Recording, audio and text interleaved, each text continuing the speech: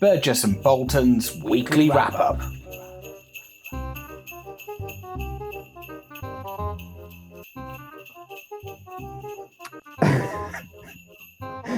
Well, they are. Hello, Ben. Hi, I'm an elf. How are you? I'm all right. Seriously, how are you? Happy Christmas. Happy Christmas to you. Happy Christmas, everybody, and welcome to the end of term Christmas party with myself, Jeremy Burgess, and Ben Bolton. We're going to wrap up the year, and we've got a packed show, so we're going to get on with it. We've got a couple of news items I'm going to whip through in a minute, and then we have guests, and we also have a quiz running throughout the course of the today's show. So do get involved in the quiz, and you've got to keep your own score. But anyway, we'll get onto that in a minute. Right, let's get started. Ben, I've got some news, no slides, but I've got a bit of news for you. This is just in, actually. The government have announced a new scheme to support Christmas dinners. It's called Eat Sprout to Help Out. Good. Don't know if you've heard about that one. That's very good, that. Yeah, and this is just in, actually. I don't know if you heard, but production is down at Santa's workshop. Oh.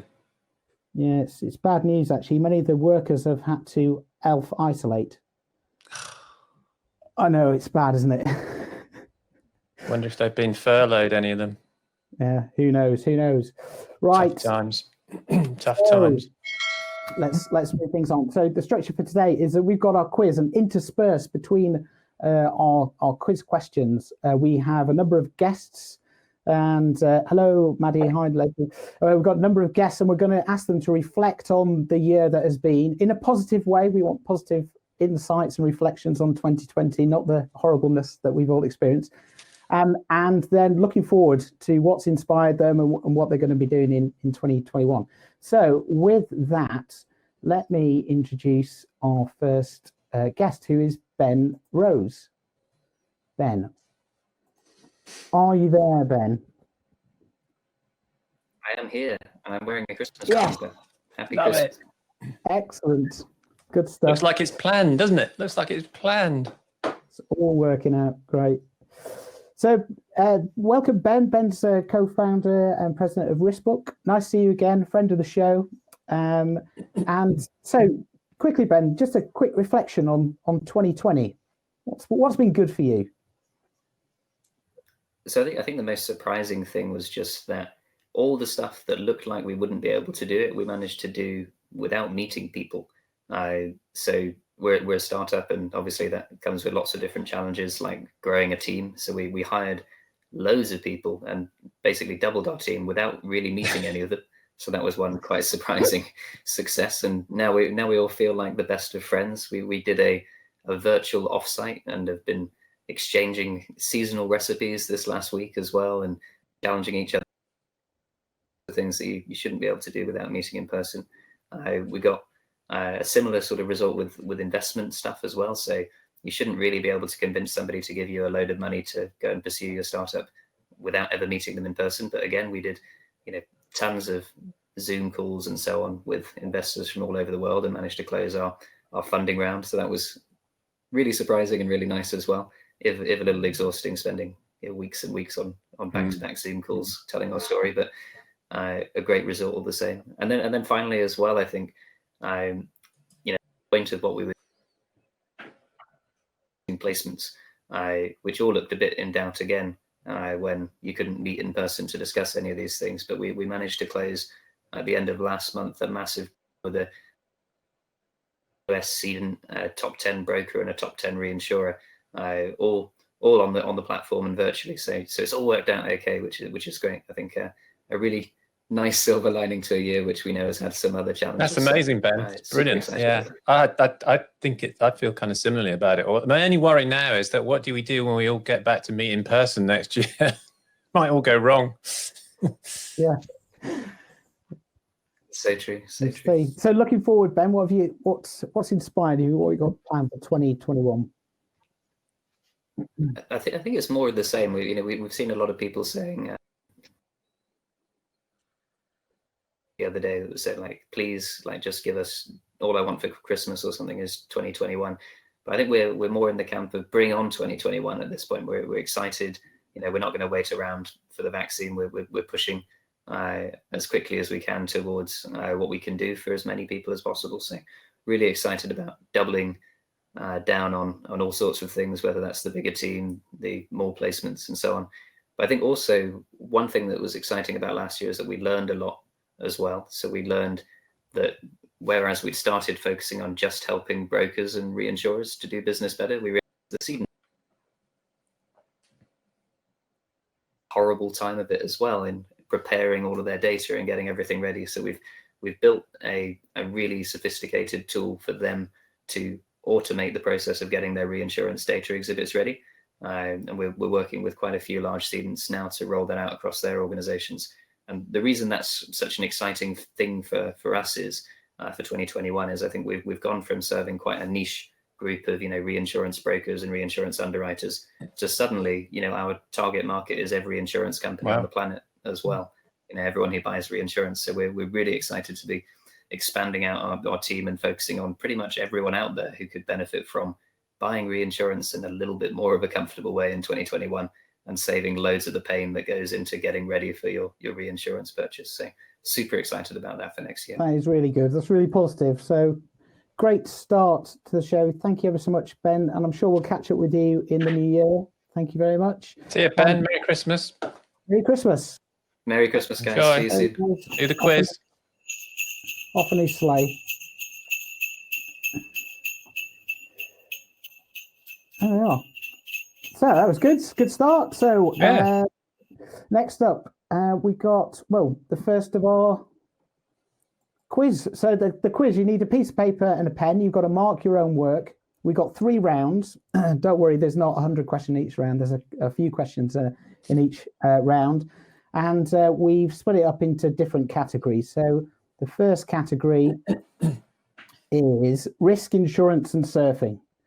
So, Ben, I think you've got the first question. I've got the first question. So, in 2020, a study which used cell phone mobility data from 10 US cities provided more precise estimates for how much each kind of indoor venue contributed to coronavirus urban outbreaks. According to this research, which type of indoor space is riskiest to visit in terms of the new coronavirus infections? There's 4 choices: restaurants, coffee shops, gyms, or hotels. Just choose one of those. It's a snappy first question, that one. Right, here's the answer. Okay, the answer is restaurants were by far the riskiest places, about 4 times as risky as gyms and coffee shops, followed by hotels. In terms of new infections, said Jure Leskovec, a computer scientist at Stanford University and senior author of the new study. Great. Next question. Oh, this is good. Okay. I think it was early December, in 2020, a train went careening, good word, over the end of an elevated track in the Netherlands. What stopped it from plunging into the ground? Again, there's 4 choices: a crane, power lines, a tree, or a sculpture.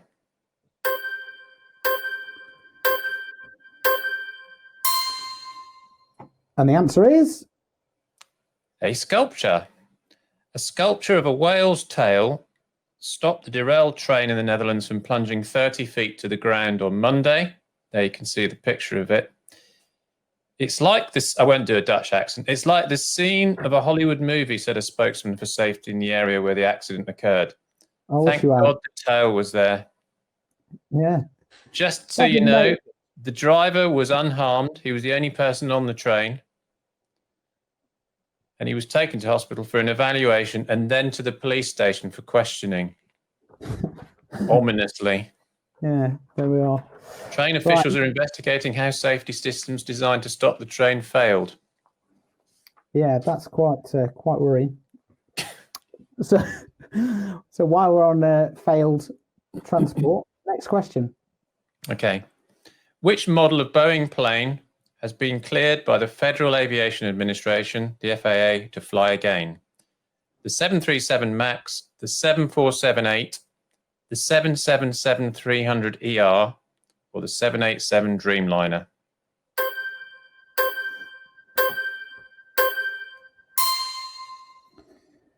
And the answer is? The answer is, as we probably all know, the 737 MAX. Boeing got clearance last month for the 737 MAX to return to American skies after convincing the FAA that changes in design, software, and crew training would eliminate the flaws that caused fatal crashes in 2018 and 2019. This will not put Boeing's troubles behind it, though. The company, which has predicted billions of dollars in losses because of the grounding, has also been crippled by the ruinous blow that the coronavirus pandemic has inflicted on global aviation. Will you be flying a MAX, Jeremy? Who knows? I doubt it. No. You got the choice, apparently. You could choose. Yeah, I did hear that. This question is incredible. I'll let you read this one out. Okay. Question 4. Maya Gabeira surfed a record-setting 73.5-foot wave in Portugal. Which method was not used by scientists and engineers to measure its height? That's the wave, not Maya. Lasers, tides, light and shadows, camera angles. So which of those was not used?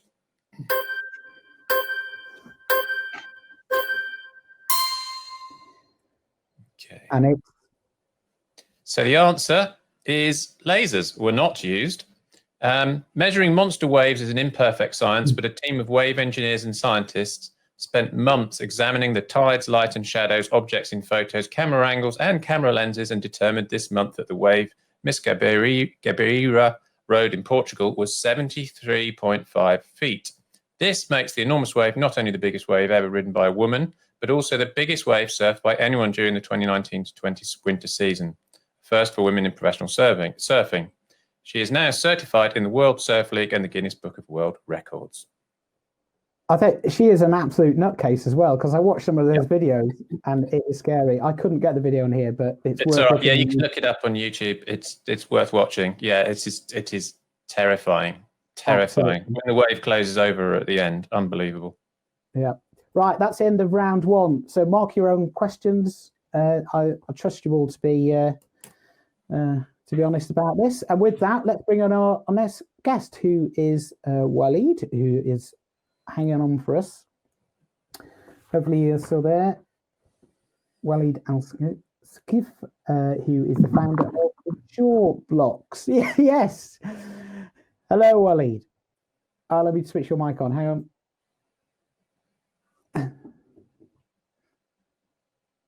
The only thing I could come up with, which I could borrow in a short amount of time, and it happens to be my daughter's hats, and she's got a much smaller head than me. It's great. Brilliant. So, Walid, same question to you, really. Sort of reflections on 2020. What's been a positive, and then looking forward to 2021. What have you got planned? Well, I would have loved to add the results of this quiz to my positives, but I'm afraid I won't be able to do that. Really, for 2020, for me, was an enormous realization that has created a big shift. And as you know, I run this podcast where I interview heads of businesses and institutions around the world and how they use blockchain. One of those podcasts was how does blockchain can help reach the United Nations Sustainable Development Goals. At that event, there was a speaker whose name is Ralph Chami, who is an assistant director at the IMF, and he did a simple valuation, which is he looked at the value of a whale, a dead great whale, in terms of its meat is $50,000, but the amount of carbon capture and carbon sequestration services it does makes it worth $2 million. African forest elephant, its tusks are worth $40,000. But its carbon capture and carbon sequestration services makes it worth $1.75 million. Wow. And for me, that was a shock because we have a market for dead nature, but we don't have a market for a living nature. And it made me think, how messed up are we as a society to look at nature in that perspective? So you come to a time in your life where you're like, you want to have a meaningful impact, where you want to align the work you do to your set of values. So I had a theory. Can we build a marketplace around that? Can we build a marketplace where we shift the forces of market into not killing nature, but in protecting it? And that's when we came up with the idea of reimagining the carbon offsetting markets by using living assets such as African forest elephants and blockchain technology. Oh, wow. And since then, I've partnered with Ralph Chami at the IMF and the famous conservationist Ian Redman, and the three of us, and now with a team of 50 volunteers from all around the world, academics, students, scientists, conservationists, technologists, volunteers, lawyers, and a whole bunch of people, 50-50 gender split, who are all giving enormous amount of time to make this happen.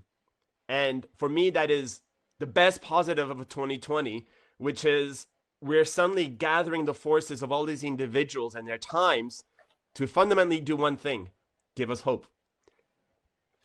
Amazing. That is amazing. That's fantastic, Walid. And I just was thinking there, I don't know if you've listened to Mark Carney, the ex-governor of the Bank of England, his value. So there's some of those, the discussion on value is really just getting up to speed, but it's going to be, I think it's going to go really fast next year, isn't it? I think is what is value. Completely. I mean, he's leading a United Nations task force on how do you look at the valuations of the voluntary carbon offsetting. Yeah. And we've got a lot of views on that. Get Carney on board. He'd be great, wouldn't he? Well, there's a number of key individuals, which that, if you want to guess, leads us to the second question. Jeremy, in terms of what gives me hope is what's going to be happening. I can already say that, we've already signed up a major mobile operator to run a hackathon next year in Q1 so that we can develop the type of sensors that we need to monitor the well-being of those forest elephants in the forest. And the second thing we signed up actually 2 days ago is Warwick Business School is going to dedicate a whole team of MBA students to help us landscape the market in terms of and refining our proposition to enterprises. Because if you think about it, what we're doing is that we're taking the carbon offsetting from an enterprise in a traceable, transparent, and trusted manner. But the key thing is we're using those funds to help grow the local communities where the elephant reside. So micro investments, buying solar panels, building schools, building health facilities.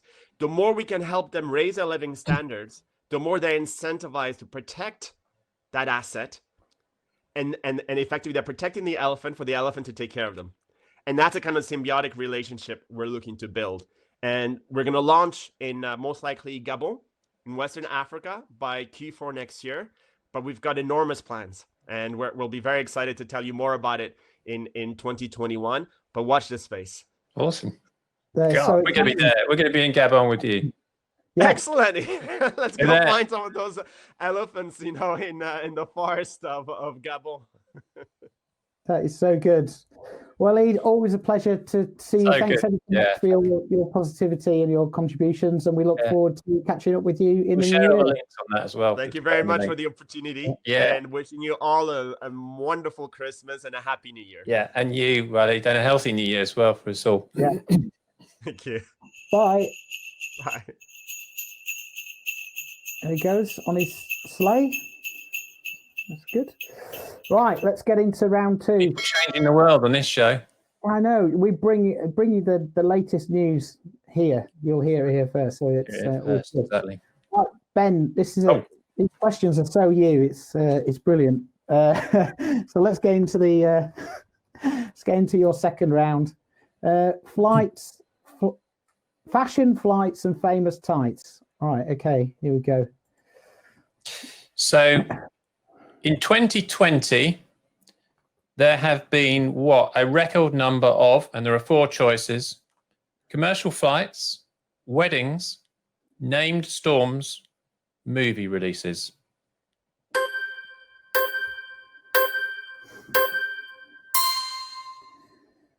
And the winner is? The answer is named storms. relevant to the insurance industry. In May, the National Oceanic and Atmospheric Administration predicted that as many as 19 named storms would form this year. And on Monday night, that was sort of mid-year, late September, I think, Subtropical Storm Theta became the 29th, breaking a record that was set in 2005, the year that Hurricane Katrina, which I'm sure we'll all remember if we're in the industry, then devastated much of New Orleans. The tumultuous 2020 season has raised questions about how much climate change is affecting hurricanes in the Atlantic. Researchers can't say for sure whether human-caused climate change will mean longer or more active hurricane seasons in the future, but there is broad agreement on one thing: global warming is changing storms. Yeah, good link from Waleed. Yeah, absolutely. Next question. Okay, which word did the Collins English Dictionary choose as its word of the year in 2020? 4 choices again: doom scroll, furlough, lockdown, or Zoom.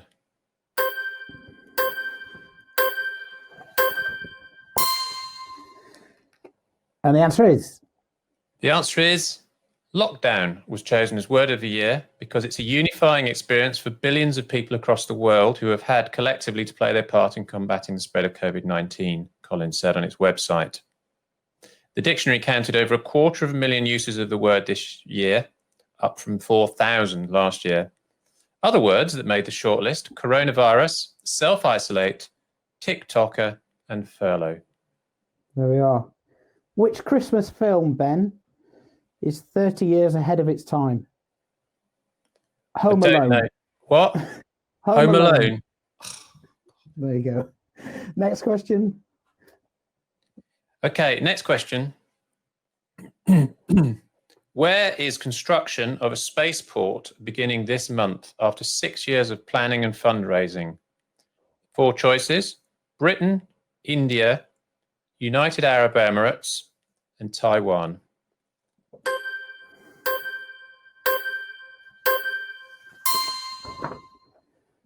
Unexpectedly, the answer is Britain. Might bankrupt us, apparently, but construction of a bare-bones spaceport, budgeted at about $28 million, is beginning at Cornwall Airport in Newquay. The spaceport, which is owned by the local government, could eventually provide 150 jobs. Britain is doubling down on the always risky space business, just what we need at the moment with Brexit, I would argue. Besides Cornwall, the government is putting money behind several other potential launch sites, including one on the remote north coast of Scotland, which is being tailored for an environmentally friendly rocket to be manufactured nearby. I think that's a contradiction in terms, isn't it? An environmentally friendly rocket. But yeah, there we are. And there's the picture of it. Look, it's going really well, the construction. Yeah, that's flat, isn't it? It's good, isn't it? That's going to be brilliant. Yeah, looking forward to that. So I've got another one here. So why didn't Mary and Joseph make it to Bethlehem? I don't know. All the Virgin flights were cancelled.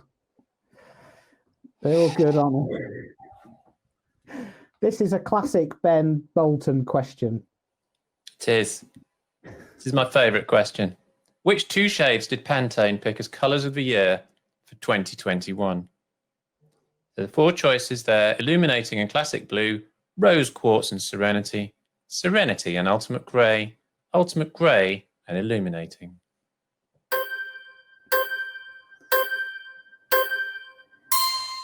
If anybody knows this, they should leave. The answer is ultimate grey and illuminating. Pantene is chosen as the colour of the year.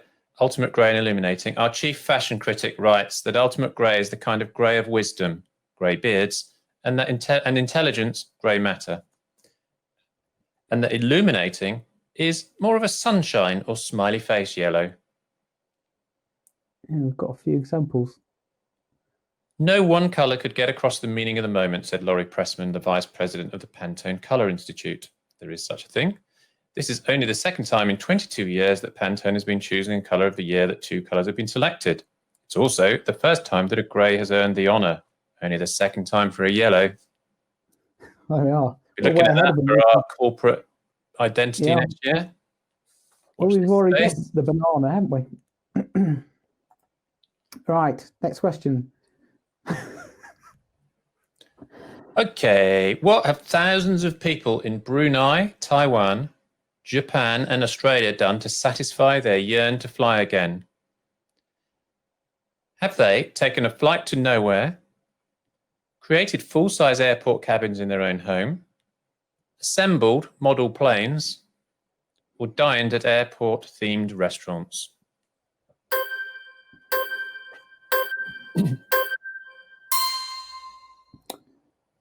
This is amazing. And the answer is they've taken a flight to nowhere. People who miss flying are rushing to buy tickets for flights that land in the same place that they depart from. Their destination, nowhere.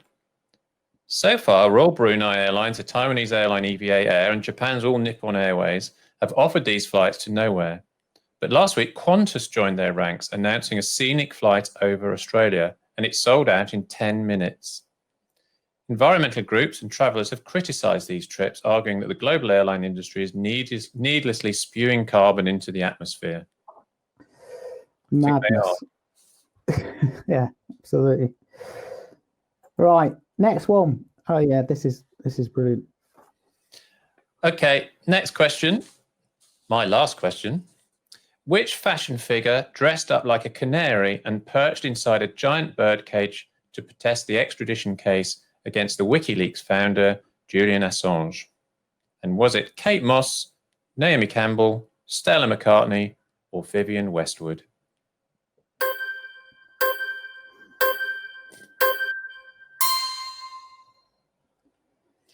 And the answer is Vivienne Westwood. of Ms. course. Westwood, sprightly 79-year-old British fashion designer, dressed in a yellow trouser suit, suspended herself inside a birdcage 10 feet in the air outside a criminal court in London to show her support for Mr. Assange, who is fighting extradition from Britain to the US. And Mr. Assange, as we probably all know, is wanted by the US authorities to stand trial on 18 charges, including conspiring to hack government computers and espionage. Very good. Excellent. Thanks for that, Ben. Round 2 complete. So with that, let's welcome our next guest, who's Peter Clark. Peter, are you there? I am. Oh, I've just turned your microphone off. Sorry. Yep. Apologies about that. It's my fault. You're welcome. Oh, look at that. Christmas Christmas jumper. jumpers as well. Nice one, Brilliant. Peter. Nice to see you. And you. So, Peter, same question. So, looking back to 2020, what have you achieved? What's the positive you can take away? Well, I have to say, following my lead, I'm trying to think of something a bit more special. Unfortunately, nothing quite that interesting. But It's going to sound a bit pathetic, isn't it now? it is now. I wish you put me on first. Anyway, no problem. Yeah, I mean, for me, obviously, 2020 has been a fantastic year. Having been doing Insuricor now and trying to sort of modernise the insurance market for 4 years, to have the change in conversation and change in tone that we've seen this year, in terms of it's not just technology would be nice, let's have a think about it. It's, holy God, I need this to be able to do my job. Yeah. How can we get this across the line quicker? And for us, obviously, that was a fantastic sort of change. But I think for the industry in general, going back, obviously, the thing you always used to hear was there's no burning platform. The market doesn't need to change. We are doing well as we are. Change will come as it comes. And to see that just be, to give them a burning platform, and to see now everyone trying to sort of get off it as quickly as they can, it has been quite wonderful for me, although maybe not so for sort of the more incumbent people in the market. Mm-hmm. Yeah, big change, it is, isn't it? Yeah, it has been a big change, isn't it? We've talked about it a lot on the show. So yeah, it's going to be quite interesting. a journey for you. I mean, I remember us meeting in that bar a few years ago, Peter, just after an InsurTech event, talking about this. God, it's bloody brilliant. You've done very well, actually, I must say. Yeah. Well, thank you. And as you say, just going back to those days, and you thought sort of when what we had was a nice idea and the market could use it. Now the market needs it, and it's a very good change in direction from our perspective. Well, it's all about vision, isn't it? I think in the end, and you've got to stick to it, and you have. And I also think that the whole thing about communications, as we've spoken about on many occasions, is just so vital to getting it right. And this market, while it's very convivial, has kind of lacked that, hasn't it? it's like a dynamic, and as much as meeting people face to face and having EC3, sort of as a community, it's what's made London such a great insurance hub. But going forward now, when you're looking at the other markets across the world and how they are using digital, so they're not constrained by the physicality of a square mile, and knowing whether to go to the lamb or the underwriter in terms of who you're going to find, there needs to be a simpler way, and I think this has forced that upon the market. Good stuff. What's 2021 got in store for you, Peter? Well, to be honest with you, I don't like to predict things anymore. Who knows? It could come January and the world could end. So, if things continue the way they are for the foreseeable future, for us, we're just going to continue the growth we've seen this year. It's been exponential and it's continuing to grow. I think everybody, has been sort of wondering how long is this going to last. But I think most announcements have come out recently to people from their companies has been, look, it's going to go at least till March. Some are even looking further than that, but they've agreed that basically this is going to be the situation for at least next 3 to 4 months. So for us, we're just trying to make the most out of this, leverage this situation, but also we've got plans for international growth. We are making moves over to the States, and we're just trying to really link the UK insurance market to other markets around the world to try to create a bit more interest and a bit more dynamism in terms of how we actually produce business in the London market, as opposed to waiting for it to sort of come to us. Yeah, I know one thing we're going to do, Peter. We're going to put London underwriters on there as well, aren't we? This is what we're aiming for. This is what we're working towards. We're going to get it on there. They'll be there. Look forward to it. Yeah, it's all in train at the moment. We're just collecting the data. Yeah. No problem. Well, that'll be an interesting conversation. It's going to be good. Yeah, January. Brilliant. That worked well with us. Exciting. Yeah, I'll give you a call. Fantastic. Good. Great to see you, Peter. All the best for Christmas and the New Year, and I'm sure we'll be catching up with you soon. I'm very much looking forward to it. Merry Christmas to you all. Yeah, Merry Christmas, Peter. Have a good one. Cheers, guys. Well done. Yeah. Thank you. There he goes. He's on the sleigh as well. It's quite good, isn't it? There we are. So just before we do the final round of the quiz, Ben, which I've put together, so they're not going to be as good as your questions, but do you know how to play Dominic Cummings' Monopoly? No, I don't, Jeremy. You ignore the rules, move anywhere on the board you like, and you never go to jail. And you get a pay rise. You get a pay rise. Yeah. Right. The final round. Here we go. Quick fire. It's a Quizmas special, by the way. So these are quick. So here we go. London Market has been providing fire insurance since when? 5 seconds on the clock.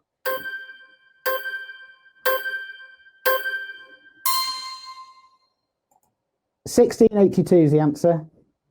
I'm not. I haven't got lots of insight as you have, Ben, but it's quick fire. Here's the next one. The world's largest cigar was almost 4 meters long and insured for £18,000. But how much did it weigh?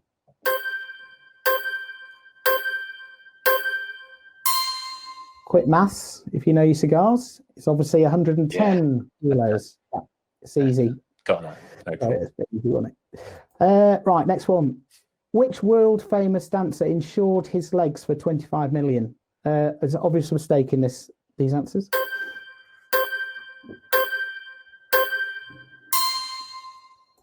It is Michael Flatley. It isn't Jennifer Lopez, that famous man.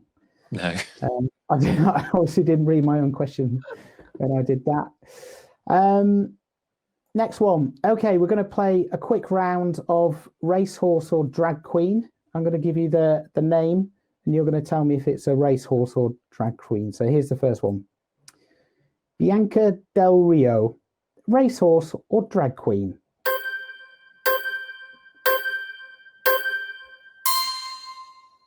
Is of course a drag queen, very famous. I do have the details here, but you'll just have to take my word for it. Right, next one. Here we go. Zenyatta, racehorse or drag queen?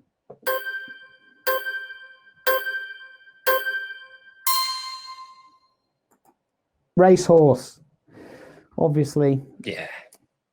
Right, final one. This is actually quite tough. Miss Fame, racehorse or drag queen?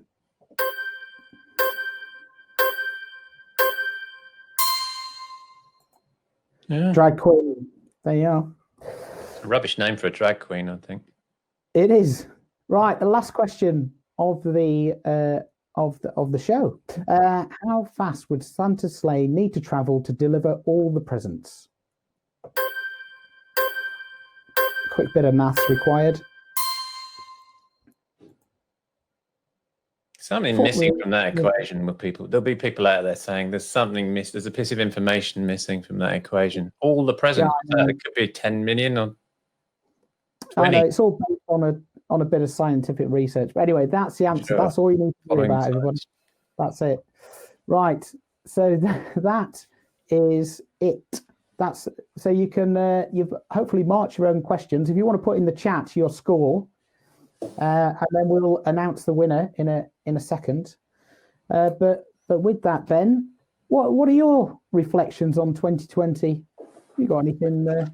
Yeah, I mean, I'm not dissimilar. I think that the ability of human beings to adapt, and particularly in our market, has been amazing. I think that, certainly from my business's perspective, I think looking back, it's been a very tough year because there had to be a lot of change, and we had to make a lot of change and adapt. So that phrase that people have used a lot, which is accelerating change, I think has been really pertinent for me. I think is that it definitely has accelerated huge amounts of change into the digital area. And I know people like Ben Rose, and they're kind of brought up in this, but this has caught everyone up, and I think that's fantastic. So the possibilities are amazing now. And so looking ahead to next year, and I think this shows part of it really is just there is a sense.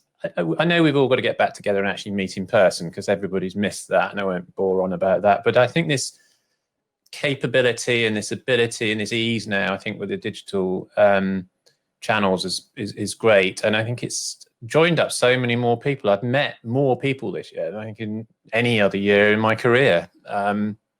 And being able to connect with people, not just in the UK or London, but across the world, and as it goes forward, could do with a lot more. So yeah, so there's much more of a kind of bit of a sense of community, I think, and that's a nice quaint word which I always like. I think is important. Great. Yeah, I mean, for me, I kind of just building on Peter's point really about that kind of burning platform for change. At the conferences that we run over the many years, we've talked about change and how we're going to make it happen, and then suddenly it's just had to happen, and just the whole conversation has shifted. And I just think it's really refreshing now that conversation has moved forward, and we can look at technology in the way that it should be. How does it enable our businesses? How does it enable our employees to do their jobs better, serve clients better, and deliver a better service? So, that for me is positive. The negatives we don't need to go into, but if we're looking around for positives, that's the one for me for sure. Yeah. We'll do a New Year show, won't we? With looking ahead to some of the predictions, I think, for the new year. That'll be good. I just announced that now. We haven't even thought about that, but we've got to plan it now over the Christmas period. But what are we doing over Christmas anyway? Who knows? Not a lot. We'll get on to that in a minute. Right, let's announce the winner. So looking down the chat here, we do have a winner, and it is Leslie. So well done, Leslie.